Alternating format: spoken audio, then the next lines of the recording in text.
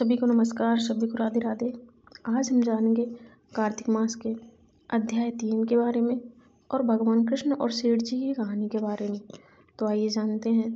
उससे पहले यदि आपने चैनल को सब्सक्राइब नहीं किया तो प्लीज़ चैनल को सब्सक्राइब करें, लाइक करें और शेयर करें। आइए अब हम जानते हैं अध्याय 3 के बारे में। कार्तिक मास के लिए सर्वश्रेष्ठ व्रत कौन सा है और उन्होंने इस बारे में ब्रह्मा जी से पूछा। ब्रह्मा जी ने उत्तर देते हुए कहा कि पुत्र, अब मैं तुम्हें उस परम गोपनीय और अटल फलदायी व्रत के बारे में बताता हूँ जो सुख, सौभाग्य और मोक्ष के साथ साथ स्त्रियों को अटल सुहाग भी देता है। परम पवित्र और पाप नाशक इस व्रत को विधिवत करने से सौभाग्यवती स्त्रियाँ वंचित नहीं होती फल से, इसलिए इस व्रत को सभी स्त्रियों को अवश्य ही करना चाहिए। श्री ब्रह्मा जी के श्री मुख से इस व्रत की इतनी महत्ता को सुनकर देवर्षि नारद के हृदय में इसकी विधि विधान को जानने की इच्छा जागृत हुई। तब देवर्षि नारद जी ने जिज्ञासा शांत करते हुए श्री ब्रह्मा जी से मुस्कुराकर पूछा तो ब्रह्मा जी बोले कि हे वत्स, यह गोपनीय दुर्लभ व्रत है, परंतु तुम्हारे स्नेह और लोक कल्याण की भावना से कार्तिक मास के इस विशिष्ट व्रत के बारे में मैं बताता हूँ। व्रत करने वाला आश्विन शुक्ल पूर्णमासी को प्रातःकाल उठकर शौच आदि से निवृत्त होकर दांत मंजन करके इसके अनुसार दो नदियों के संगम नदी, सरोवर, कुंड या फिर कुएं पर या फिर घर में ही स्नान करे। व्रत के दिन पहले सर न धोए, व्रत वाले दिन विधि पूर्वक स्नान करे, अर्थात सर धोकर स्नान करे, पवित्र भावना से विधाता का स्मरण करे। फिर व्रत का संकल्प इस प्रकार करे कि हे जगत के रचयिता, हे जगत के कर्ता, आप कृपा करके मेरे पति की रक्षा करें, मेरी संतान की वृद्धि कीजिए। फिर सूर्य जाप करके सूर्य देव को नतमस्तक होकर प्रणाम करें, उन्हें सुंदर वस्त्र और आभूषण धारण करें। उस दिन फिर दिन में भोजन अथवा जलपान कदापि नहीं करना चाहिए। पूरे दिन निराहार रहकर भजन कीर्तन और पूजा में अपना समय बिताना चाहिए। यहाँ तक देवर्षि नारद जी को ब्रह्मा जी से आश्रम पूर्णिमा और पूर्णिमा भी कहते हैं और यह व्रत हर सुहागन महिला को करना चाहिए। पूजन विधि के बारे में बता देवी श्री ब्रह्मा जी ने कहा कि सायंकाल में श्री विष्णु जी के चांदी के पात्र में दूध डालकर पूजा करनी चाहिए। प्रतिमा अपनी सामर्थ्य के अनुसार सोने, चांदी, तांबे या फिर मिट्टी की बना सकते हैं। फिर उसे लाल या पीले वस्त्र पहनाएं। फिर विधि विधान से पूजा करके चांदी के बाद पात्र में रखे दूध को सोने की मथनी से मथें। अपनी सामर्थ्य के अनुसार लकड़ी की मथनी से भी मथ सकते हैं। यह प्रार्थना करें कि हे श्री हरि, मुझे भोग आदि के लिए गौ प्रदान करके मेरी संपत्ति की वृद्धि करें, मेरे पति देव को धन से युक्त करें, चिरायु कीजिए और बहुत से दास दासियां प्रदान कीजिए। इसके बाद ब्राह्मणों को भोजन कराकर अपने कुल के व्रत और वृद्धों को स्वादिष्ट भोजन कराकर उनकी आत्माओं को तृप्त करें। फिर तारों को देखकर स्वयं भी भोजन करना चाहिए। इस प्रकार से कार्तिक मास का यह महात्म होता है। संकल्प लेकर व्रत करने से सभी पापों का नाश हो जाता है। समस्त कामनाओं को पूर्ण करने वाला यह व्रत ज्ञानी पुरुष को मुक्ति देने वाला है। भगवान जब तब तीर्थ स्नान से उतने प्रसन्न नहीं होते जितने कि इस व्रत से हो जाते हैं। जो इस दिन श्री हरि के आगे कपूर जलाता है उनको बड़े वर्षों और गांवों में दान का फल प्राप्त होता है। उनको कई गुना वैकुंठ लोक में वास करने को मिलता है। जो केसर और कस्तूरी सहित कर्पूर अर्पित करते हैं उनके कई वंश वैकुंठ लोक को प्राप्त हो जाते हैं। जो स्त्री वस्त्र दान करती है वह कपड़े के सूत्रों से बराबर करोड़ों वर्ष के वैकुंठ लोक में वास करती है। जो इस दिन गहने दान करती है उसे ब्रह्मलोक में प्राप्ति होती है। जो स्त्री हृदय से श्री हरि का नाम लेती है और मस्तक पर निर्माण धारण करती है वह सदैव सौभाग्यवती और पतिव्रता बनी रहती है। इस व्रतधारी को आश्विन शुक्ल पूर्णमासी को स्नान पूजन करने के साथ ब्राह्मणों को भोजन और कुछ जनों को पूजन अवश्य करना चाहिए।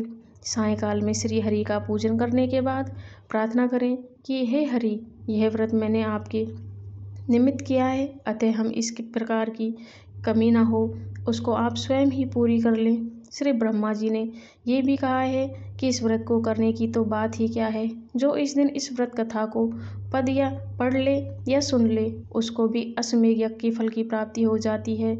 इस प्रकार इस दिवस नारद जी को व्रत का महात्म बताकर कुछ क्षणों के लिए श्री ब्रह्मा जी मौन हो गए। इसके आगे का वृतांत आप सभी आने वाले अध्याय में सुनेंगे। अब सुनिए भगवान श्री कृष्ण और उनके सच्चे भक्त सेठ जी की कहानी। इस कहानी के अनुसार मथुरा में एक संत रहते थे। वह बहुत ही शिष्य थे।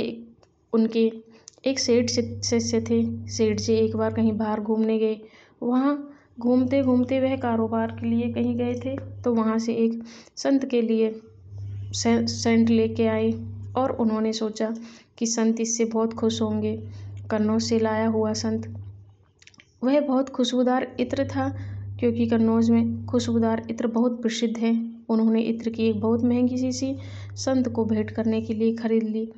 अब कुछ दिनों के बाद सेठ जी जब वापस अपना काम खत्म करके लौटे, तो अगले दिन वह संत की कुटिया में उनसे मिलने गए, लेकिन उन्हें पता चला कि महाराज कुटिया में नहीं है। तो उन्हीं के आसपास रहने वाले शिष्यों से पूछा तो पता चला कि संत महाराज तो यमुना नदी किनारे गए हैं ध्यान और स्नान करने के लिए।